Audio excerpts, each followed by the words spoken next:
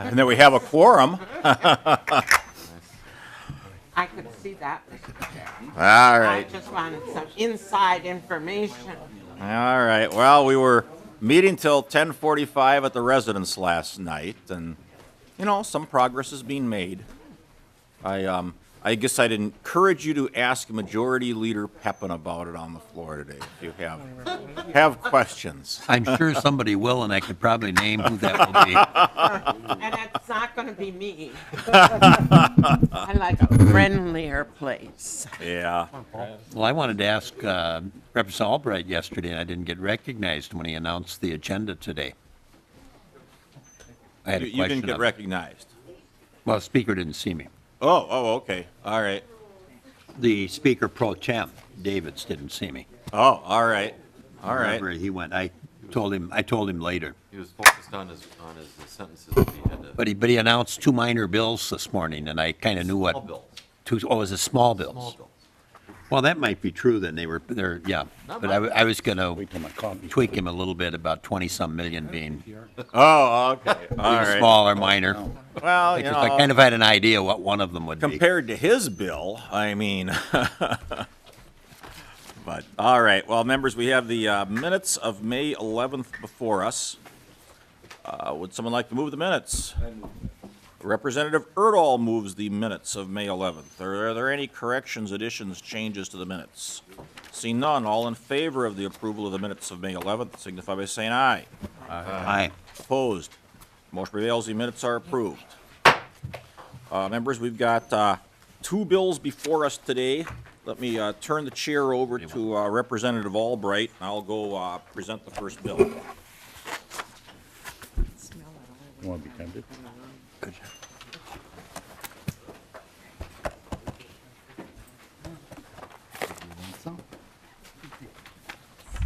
Are they heading this way?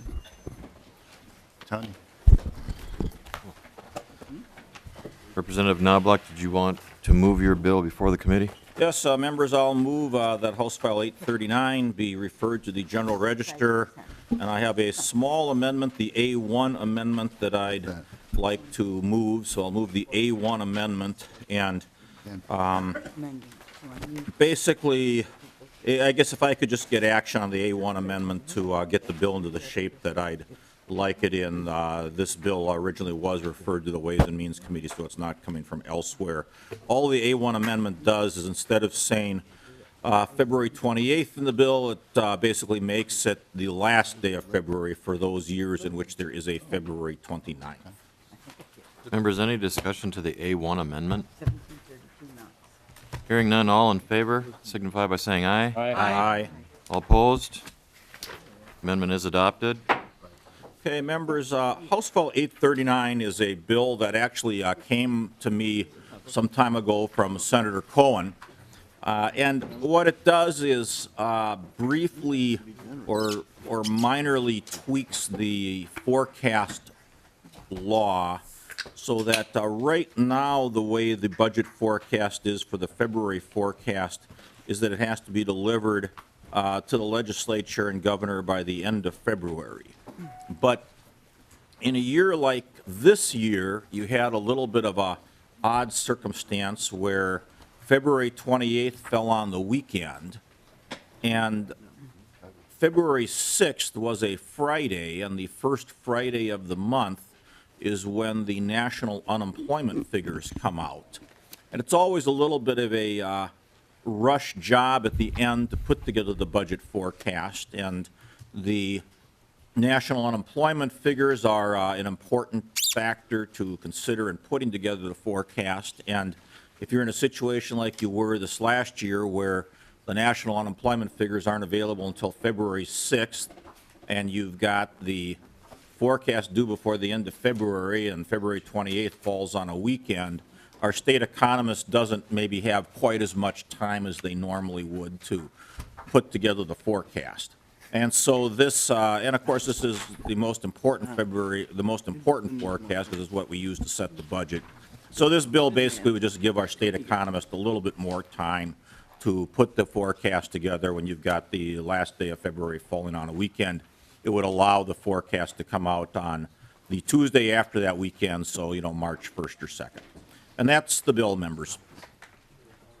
Members, any questions of the testifier on the bill? Hearing none, Mr. Chair, you will renew your motion to pass. I'll read my motion that House File 839 as amended be referred to the General Register. Members, all in favor, signify by saying aye. Aye. All opposed? House File 839 as amended is adopted and re-referred to the General Register. Thank you.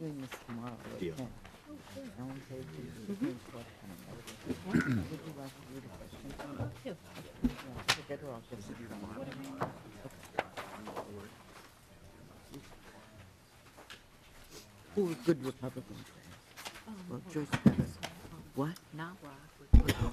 Mr. Chairman, before we begin the next bill, I didn't really have a direct question on the bill that we just passed out, but is this one that we might anticipate future amendments to in the last few days?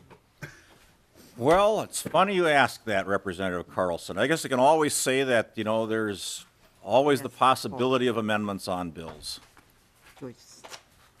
I kind of thought we might be potentially going for a little drive with this one. Well, there are no immediate plans, Representative Carlson, but certainly it would be something that would be available for amendments. Yeah, well, Mr. Chairman, being one that has stationed a few bills through the years and have used a couple of them through the years, I just thought I might ask that question. Yep, you understand the situation. Yep. All right, Representative Albright moves that House File 748 be referred to the General Register. And Representative Albright, I see you have the DE3 amendment. Would you like to move that? Mr. Chair, I'd like to move the DE3 amendment, get the bill in the proper order to speak to the members on. All right, Representative Albright moves the DE3 amendment, which is a delete-all amendment. Representative Albright, I guess, why don't we, if members are okay to just put the delete-all amendment on. Is there any discussion to the delete-all amendment? Seeing none, all in favor of the DE3 amendment signify by saying aye. Aye. Opposed? Motion prevails. The DE3 amendment is adopted. All right, Representative Albright, why don't you describe House File 748 as amended? Thank you, Mr. Chair and members. House File 748 is what has in years past been, and it is the same with this bill, the nonpartisan statewide disaster relief bill. It encompasses really the process that Representative Pulowski actually put into place a few years ago under sections chapters 12A and 12B, and this is actually the first really burnishment of that, and what we've discovered by using that process as the counties have provided information to the disaster relief agencies, and they are here to testify. I think it would be helpful. I'll spend a few minutes just talking about the bill itself and the provisions, but I think that a number of the committee members were not in the committees that it passed through, and given the statewide nature of the circumstances that are in the bill, I think it's helpful that we all hear from the agencies that would be providing the services that would be encompassed inside the bill. First and foremost, this is about the flood, or excuse me, not the flood, but the rain event that started to occur on June 11th of 2014 and really encompassed the next 30 to 40 days. Based upon that rain event, sometime just after that, the governor declared a disaster that started out with 8 counties and culminated with 36 counties and 3 tribal reservations being included in that. That being said, both the DNR, FEMA were involved, DNR, Bowser, as well as the various agencies that would take care of the folks affected by this. It includes both the public sector as well as the soil, water, and conservation districts for mitigation of these circumstances. This has been a very slow process, members. This has been a process that has undertaken the better part of 11 months. And for some, that comes as a bit of a surprise. It does not, or has not, followed the normative process as we and you have become accustomed to with regard to following up from a disaster of a weather-related event such as occurred in southeastern Minnesota a number of years ago, or in Duluth a few years short of this. And so it's been an instructive process for all the agencies as we've worked through the details to come up with the figures. Some would say that this bill has been the most fully vetted and scrubbed from the numbers perspective of any disaster bill in recent memory. But that being said, members, I think it's been instructive for the agencies themselves to work through the process that was enacted under 12A and 12B, and they will speak to that as well when I ask for their attendance at the table here. But I'd also like to thank Representative Pawlowski for the record. He and I have had some very substantive conversations over the last couple of days, and it was very instructive, I think, for me as well as for the agencies to hear from the author's perspective in terms of the intention for what 12A and 12B were intended to do in terms of providing a process, so that we were not having to be called back in a special session on what seems like a more and more recurring regular basis to address the issues of a disaster, such as was the case in the summer of 2014. And so with that, Mr. Chair, I would like Director Kelly to make some presentation remarks about how the bill was prepared, and then I have two other presenters who would like to give their remarks in terms of how their portions of the bill were put together as well, Mr. Chair. All right, if the testifiers could come forward, Representative Pawlowski. Thank you, Mr. Chair. I want to also talk about what happened in the last 24 hours. Representative Albright and I met in his office yesterday at 8:30 for well over an hour. Mr. Marks was part of that meeting, and we were going over what's before you today. Subsequently then, yesterday afternoon at 3:45, for well over an hour and probably close to 2, Representative Albright and I again met with the Senate author, and we met with all the agencies involved. And to say the bill's fully vetted, it is fully vetted. Disaster aid this session is going to be in 2 parts. I think it has to be in 2 parts. This is the first time we've done a disaster without a special session, and it is new for everyone. It worked. It worked well. I think the numbers here reflect the fact that these are accurate, and they fit within the confines, with one exception, for Chapter 12A and 12B. The other interesting part of this is that when we do something new that's this complicated, there were 2 events that had to occur.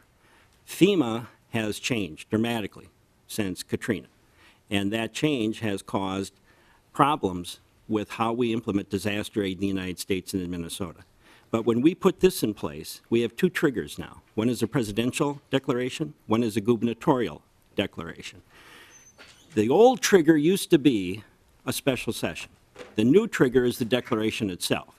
Once the declaration is made by either the governor or the president, that then begins a process that is outlined in 12A and 12B. And there was some confusion, I think, with not just the agencies, but with the local units of government in how that was to take place, and that reflected in, I think, the delay of this bill. So I want to thank Representative Albright, too. We spent a lot of time on this over the last 24 hours, and the agencies, and I think it is instructive to hear from the agencies how complex this is and how difficult it is to arrive at these numbers when you're working particularly with FEMA. And FEMA is in delay or denial through a good part of the process until it finally reaches a number that we can use. So with that, I want to thank Representative Albright, too, for all the work he's put into this for the last 24 hours. Thank you, Representative Pawlowski, for your work on this, too. I know you've done a lot of work in this area over the years. Mr. Kelly, welcome to the Committee on Ways and Means. Mr. Chair, members, good morning. My name is Joe Kelly. I am the Director of Homeland Security and Emergency Management with the Minnesota Department of Public Safety. Representative Albright kind of laid out a reminder of the history of this disaster, which began last June, and Representative Pulowski gave a very good description of the general process that we follow to help Minnesota communities recover. And in this case, recovery from this flood event began last July. And we continued to work with our communities through the fall. And as members will recall, with the passage of House File 164 at the beginning of the session, that was to replenish the disaster contingency account from its original $3 million appropriation, which we had spent essentially by the end of Christmas. That money is appropriated for the FEMA match, the non-federal share of the public assistance, FEMA public assistance disaster program. The FEMA match for this particular disaster is probably now right around in the neighborhood of about $13 million, and that was why that was necessary for that appropriation to refill that account at the beginning of this session. This bill serves to fund what I guess I would categorically call the unmet needs, those things that aren't covered by FEMA programs, that are expenses borne by the counties and the townships and the cities that are not covered for assistance by FEMA or our state program in Chapter 12B. Categorically or primarily, those show up in two ways. One are mitigation projects that are done to make sure that the damage, if a similar event were to take place, the damage would either not occur or not be as significant. Oftentimes, when the communities are repairing infrastructure, that's an ideal time to improve it so that it is more resilient from future events. So mitigation is one general category, and the other are just for repairs that for whatever reason FEMA finds ineligible. As Representative Pulowski says, the process begins now with the declaration. And even the declaration process was somewhat challenging for us this time because we had an initial declaration and then 3 more amendments. So essentially 4 different increments of the President's declaration of a major disaster here in Minnesota. The process we go through to qualify for those declarations is we refer to as the preliminary damage assessment. That normally takes us, depending on the scope of the disaster, a week or 2. This one took upwards of 2 months to complete. Representative Pulowski alluded to some of the challenges that we had working with FEMA on this particular event. But when we go, when a county is designated in a disaster declaration, my staff goes to that county. They hold a meeting, we call them applicant briefings, where those qualified local units of government who think they have a claim or want to file for federal disaster assistance go to these meetings and understand the process. They receive an application. They are briefed on how this is going to go. And for the purposes of today's hearing and this bill, they're also told what to do as they go through that process. If they come upon one of their projects, one of their needs that is not going to be satisfied by the FEMA programs. That's how we capture, if you will, those requirements, and then we vet them through a body called the Minnesota Recovers Task Force, which is made up of the state agencies that can provide services and support to help communities recover from disasters. That Recovers Task Force met almost immediately. In fact, before we had a declaration, and met several times through the summer and into the fall and later on into the winter. As Representative Albright and Representative Pulowski both said, this is the first time we have done this in coordination with the disaster contingency account. It was a challenging disaster, one, because the scope of it from Lake of the Woods to Rock County over to Scott County and all 30 some other counties in between. It was challenging because of the protracted amount of time that it took to get a full disaster declaration from the federal government. I think it's safe to say it was a little confusing for a number of parties involved as we went through this process for the first time. And anything that takes a long time, that lengthening of a process just adds to the challenges that we met. Regardless, I do agree that of the disasters in recent history, for a supplemental appropriation, these projects have been probably as vetted, as studied, as compared to the requirements of the statute of any that we have experienced. To be clear, there is no appropriation for the Department of Public Safety in this bill, but we are the overall managers of the state's disaster response and recovery operations. And the representatives from state agencies that have been approached by local communities for help and assistance, who have been asked to try to help with the unmet needs, are here today to answer the questions about the specific projects. But Mr. Chair and members, I certainly stand for questions you might have about the process and how we got to today. Okay, questions. Representative Wagenius. Oh, thank you, Mr. Chair. I appreciate where we are now, and that feels okay. But going forward, I'm thinking about in the future, do you, and I can't tell from this bill, do you have enough money in the pot if there was a tornado this summer sometime? That's my first question. I have two. Mr. Kelly. Mr. Chair and Representative Wagenius, as of this morning, we do not. All of the money that was in the initial appropriation and then in the deficiency bill at the beginning of the session, all that money is spoken for, earmarked, if you will, lined up for communities that are recovering from this disaster. If there were a new disaster today, we would not have the funds available for either a state disaster declaration or the FEMA match. And I guess Representative Wagenius, I could maybe fill you in on a little bit more of that. You know, there is money in each of the three budgets for additional funds that have been proposed for the contingency account. We were just discussing this yesterday. The Senate has $1 million in their public safety bill for it. The House has $2.5 million. The governor's recommended $11 million.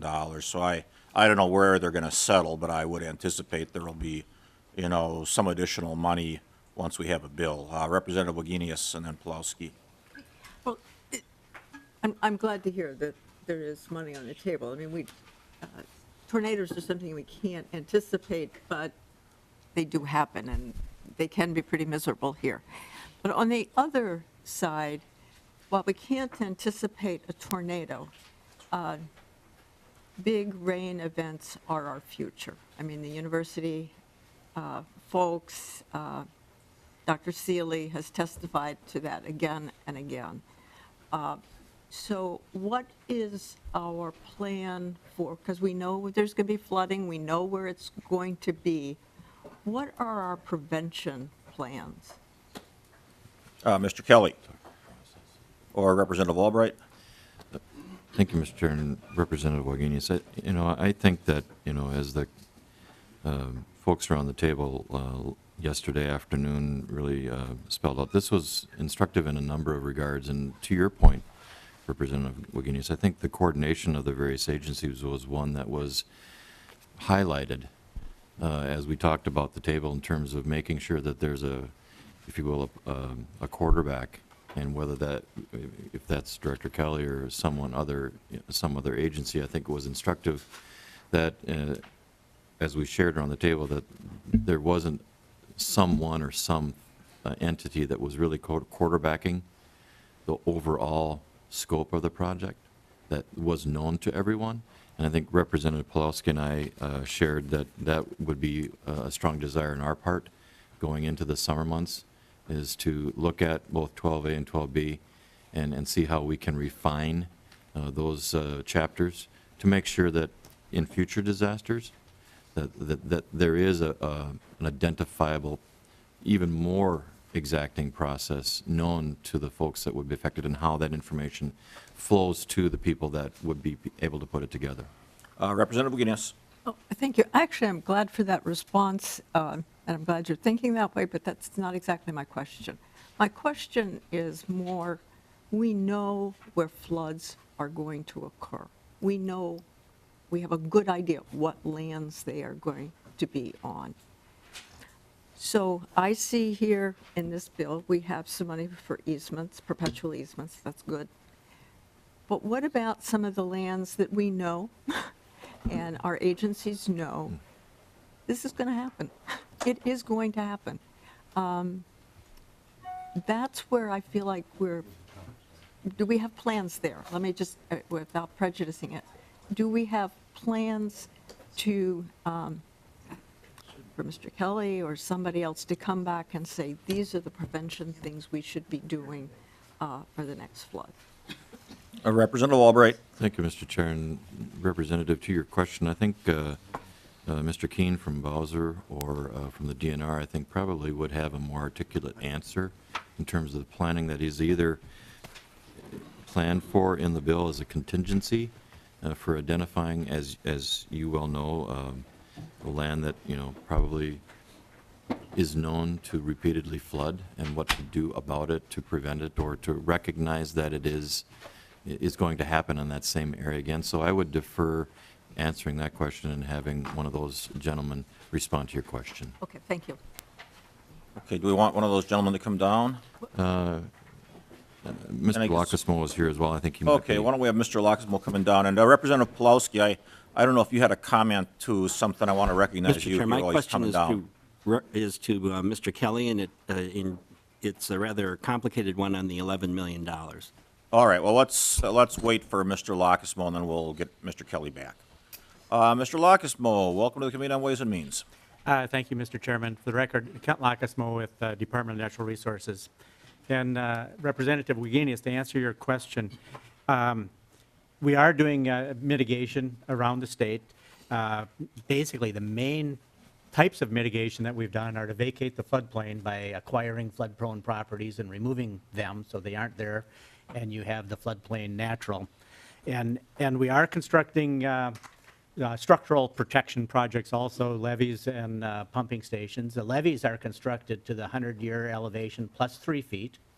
We are using the new hydrology that I think we've spoken about in the past, that's been updated. It's the new Atlas 14 is a technical document that looks at precipitation patterns, and that's adjusted to reflect the higher types of events that we're seeing now compared to the old TP40 was the previous document that was very old. And the other thing that's being done is that FEMA is in the process of revising the floodplain maps to reflect a more accurate floodplain, and generally those areas are increasing in size. So it's identifying a wider floodplain area that people should be concerned about. Representative Wigenius. Well, that's very general. I mean, I think we need to understand what's the size of the problem. Is it this big, or is it this big? And what's our plan to get to this big, whatever size it is? I mean, do we have a specific planned out and a timeline for getting the job done? Mr. Lockismo. Mr. Chairman, Representative Wigenius, perhaps the area that's the furthest ahead in that is the Red River Valley that's done significant studies on the scope of the problem. And there, as I think this committee knows, that we've spent a significant amount of money in the Red River Valley doing structural projects and also doing the impoundment projects to reduce the size of future events. So that's been done. How we've approached the flood hazard mitigation program has been to look at the repetitive loss communities in the state and do protection projects there. And unfortunately, over the last decade, most of those have been impacted by a disaster and a significant flood event. But the most impacted areas by flooding in the past, we now have protection. East Grand Forks, Warren, Roseau, Moorhead are all well protected through that hazard mitigation program. Representative Wigenius. Well, I think we all know that the Red River Valley we've spent enormous amounts of money there. But where we've had some real disasters is when we've toured in southern Minnesota, in the Austin area for one, and gone through some of those towns where you were seeing high water marks that, well, you know the story, but I don't sense that we have the same planning, prevention in some of these communities in southern Minnesota that we have in Red River Valley. It feels like we've treated one area totally different from the other. Representative Albright. Thank you, Mr. Chair, and Representative Wagenius. This may not go to answering the question that you're posing, but I think it's instructive that Representative Lanning, when he was a part of this body a number of years ago, actually put forward legislation that put together a regional watershed district for the Red River Basin. He and I have actually had conversations in the last couple of weeks talking about legislation that would afford and promote those type of regional watershed districts. I think there are 9 over the course of the whole state. And to your point about that planning, identification of the repetitive nature of some of these disaster events or the rain events, I think to some extent those types of bodies, to the extent that they're enacted, would go to addressing that question, because we're dealing with acts of nature, acts that are unplanned. And so to plan for them, I think that's the question that everyone asks. And how do we address it? So I don't know that we're entirely attributing a good answer for the question posed, but I think there are solutions pending or in the works that we'd like to address that question more forthrightly about. So I hope that satisfies your appetite for the question. Well, the watershed approach is a good one, but it does seem to me we're not very far along. And that's the issue, because we're not doing the prevention we need to do, is my observation. Mr. Lockismo? Mr. Chairman, and if I may expand a little bit more, as part of the emergency management process, all the counties are required to do all hazard mitigation plans. So they are looking forward at what types of disasters they may encounter, both flood and potentially tornadoes or other significant events. And we have done significant projects in Rushford, in Austin, Zumbro Falls,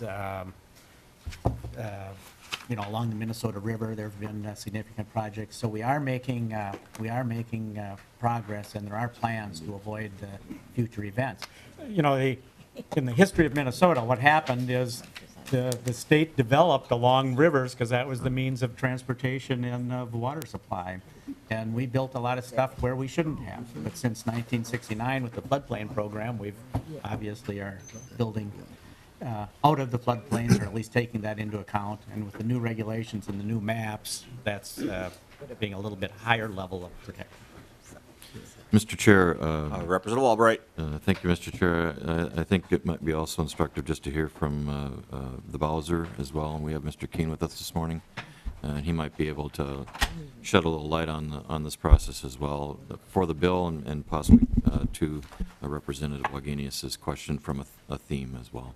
All right. Well, briefly, because I think that we've got session at 10 o'clock, and I also want to get to Representative Pulowski's question. Sir, can you state your name for the record and give us your testimony? Mr. Chairman, members, my name is Al Kane. I serve as Chief Engineer for the Board of Water and Soil Resources.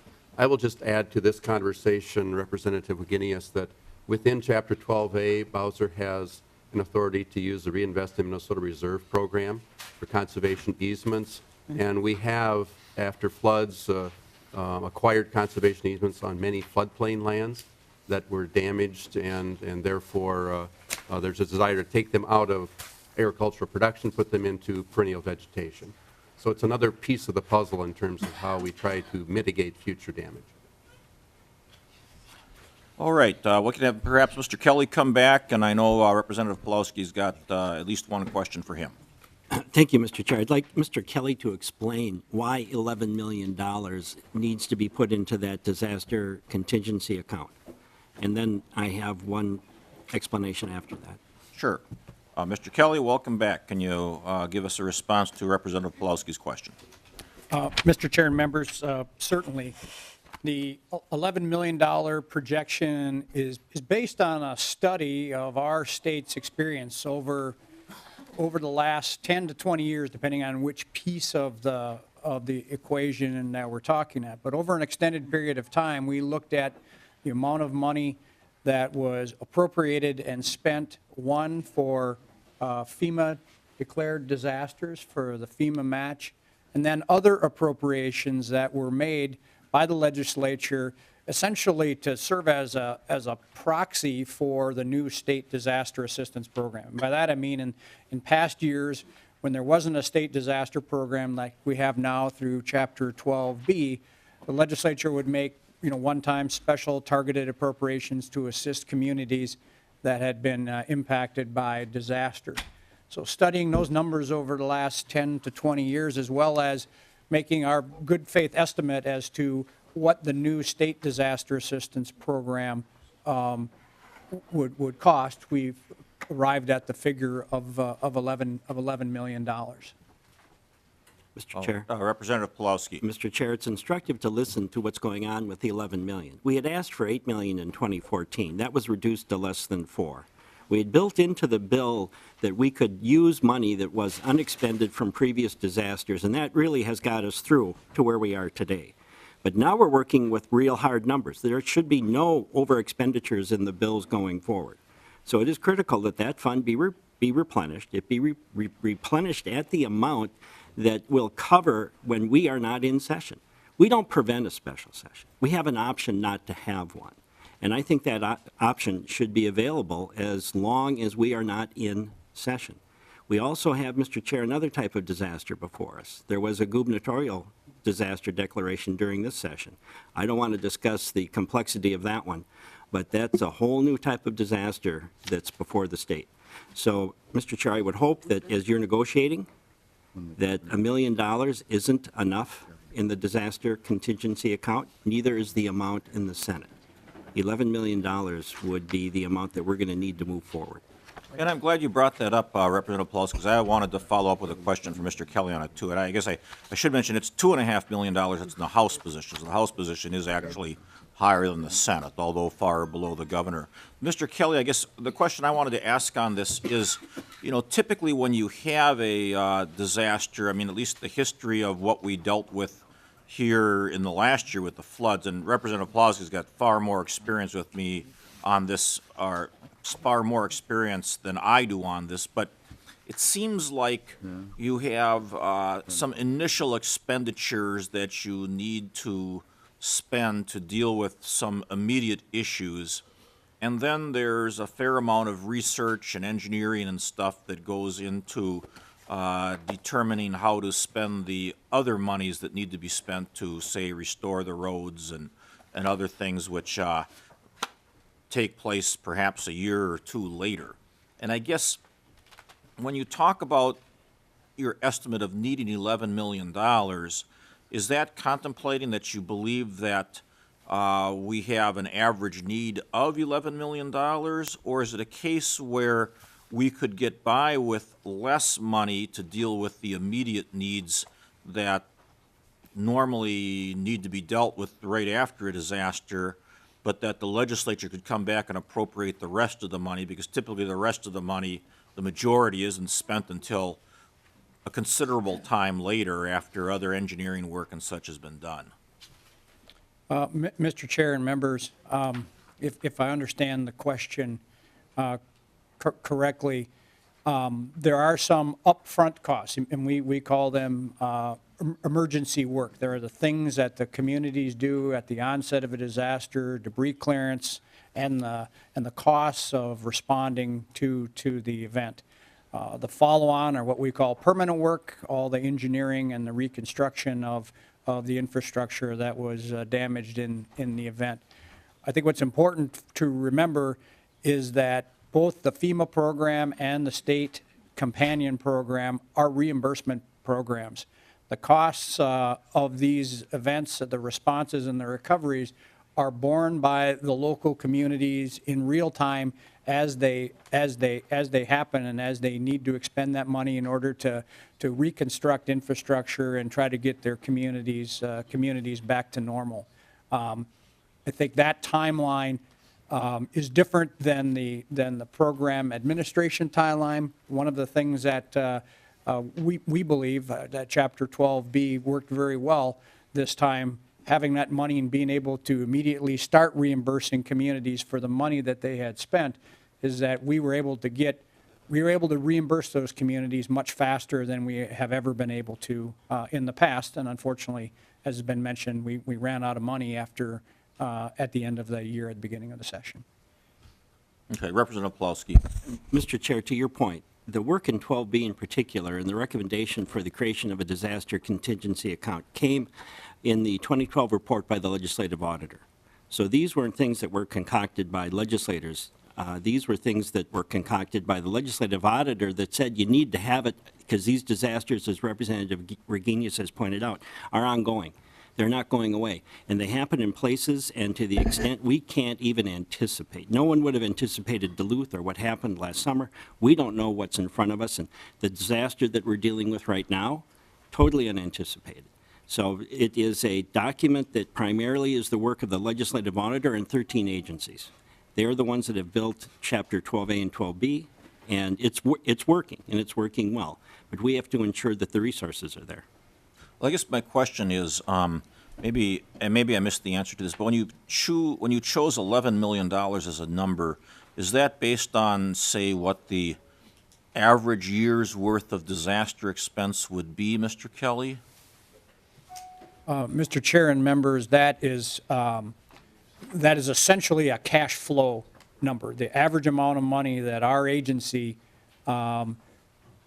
processes, if you will, and reimburses local communities in a year. For example, this is a $50+ million disaster. We're not going to pay that all out at one time. These disasters take, the reimbursement process and the engineering takes part over, in some cases, a period of years. That is a cash flow number, Mr. Chair. All right, and so I guess that was the question I was getting to, is that, given the legislature is meeting every year and given this is a reimbursement program and it takes some time for this money to be spent, is it the case that you do need $11 million? And granted, there could be a disaster that comes along at any time that's $50 million that far overwhelms even the $11 million if we chose that. But I guess my question is, do you need $11 million, or is a smaller number enough to handle the immediate issues, recognizing the legislature is going to be come in within a year and appropriating money to deal with reimbursing the other costs that primarily local governments have borne? Mr. Chair and members, without commenting on the legislature's prerogative, that is the amount of money that we distribute in a year, so Okay. on average. All right. Mr. Thank Chair, you. just to Representative Pulowski. Just a clarification here. We're trying to create a system where we have the option not to have a special session. If there is no money in the account, there will be a special session. There will have to be an appropriation. So the goal of this is to say, in some situations, because they have been repetitive, we don't need to have certain special sessions. The scope of a special session, and the number you just mentioned, would probably have to be a special session. But that's up to the governor and the legislature in consultation with the governor.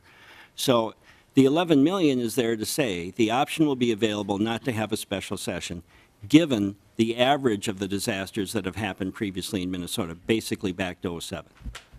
All right, and I guess I was just trying to understand. I certainly think that there needs to be money put in the account. I was just trying to get a sense of whether $11 million was the right number, or if that's what the state spends in an average year, and given that the legislature is here every year, if there was if a number of half that size, let's say, would do, or some other number. I was just trying to get a sense of it, that's all. Mr. Chair, Representative Pulaski. there will still be a bill before the legislature to spend for the total amount of the disaster. All this does is set up a system where we can move immediately forward with these communities and begin repairs without a special session.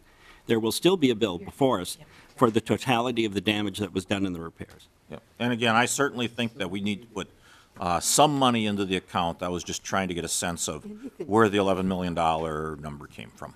So, Representative Liebling. Thank you, Mr. Chair, and I just wonder, Representative Pulaski, do you recall, there was sort of a general estimate at one time of the cost of a special session? Just maybe you recall that, or maybe somebody else does, just to sort of, we can put this in perspective about how much money we're essentially wasting if we call special sessions when we could have avoided doing so. Mr. Chair, my Representative recollection Pulaski? was around $35,000 to $50,000, depending on the length of the special session, if it's a day or more, somewhere in that ballpark. Okay, thank you. Representative Khan? I would like to know why this couldn't be considered part of the budget reserve. I mean, having this separate appropriation and the availability, but then when we compute the budget reserve, add this to the budget reserve amount, because it is essentially functioning like a budget reserve. Mr. Chair. Representative Pulaski? Mr. Chair, the recommendation was to make this a standing appropriation ongoing so that we wouldn't have this discussion every year. That did not occur in 2014, and frankly, I'm blaming Senator Cohen, if he's listening, because of that. So. All right. Well- Representative Carlson, did you have a question? No, I'm All right. watching the clock. All right. Okay, members, I do have a small technical amendment that Mr. Sullivan has sent my way. The chair will move that on page 3, after line 24, insert the words, quote, amend the title accordingly, because there are some title issues that weren't covered by the delete all amendment. Let's see. With that, any discussion to that oral amendment? Seeing none, all in favor of adopting the oral amendment, signify by saying aye. Aye. Opposed? Motion prevails. The oral amendment is adopted. Members, any other discussion to the bill? Seeing none, Representative Albright renews his motion that House File 748 as amended be referred to the General Register. All in favor signify by saying aye. Aye. Opposed? Motion prevails. House File 748 as amended is referred to the General Register. And members, really quickly before we go here, I just want to recognize a few people. This may be our last meeting of the year. I'm not sure if we're going to have any other meetings before session starts. I do want to thank our pages. They're still around here, Kevin and Steve, for all the work that they did. I want to thank our staff, Mr. Sullivan, Mr. Marks, Mr. Stone, and Ms. Cotterick, who has kept us faithfully supplied with food all these meetings. Thank you, Representative Albright, for being vice chair. Thank you, Representative Carlson, for being lead. Not sure, again, if we're going to have another meeting in the next week or not. Thank you also, Mr. Glahn, Bill, wherever you are. And Mr. Sullivan over there, too. Yes, thank you. And with that, members, again, thanks, everyone. We will certainly be having other meetings. I'm not sure if we'll have any in the next 4 or 5 days or not, but the meeting's adjourned.